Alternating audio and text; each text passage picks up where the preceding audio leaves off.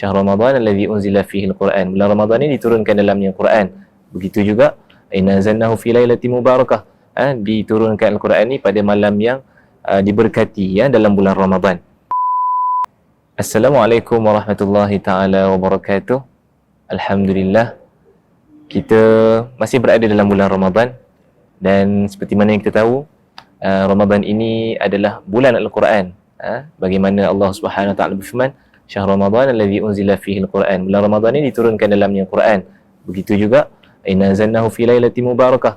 Diturunkan Al-Quran ini pada malam yang diberkati, ya, dalam bulan Ramadan. Sehubungan dengan itu, kita nak tengok sikit soalan tentang yang berkait dengan Al-Quran. Mari kita tengok soalannya.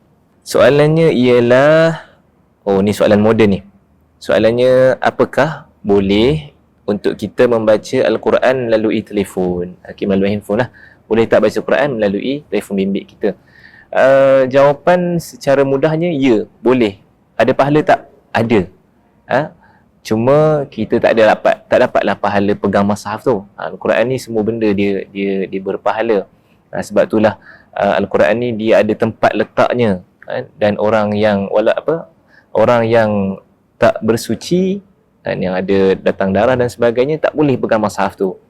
Itu pentingnya ataupun tingginya martabat Al-Quran. Akan tetapi berkenaan dengan soalan kita, kalau kita baca melalui telefon boleh atau tidak? Ya, boleh. Dapat pahala ke tak? Dapat. So tak ada masalah kalau kita mungkin tak sempat nak capai mushaf dan tak ada mushaf dekat kita boleh buka apps Al-Quran dan kita boleh baca saja melalui Al-Quran, dan mudah-mudahan itu menjadi ladang pahala kita dan saham kita di akhirat sana.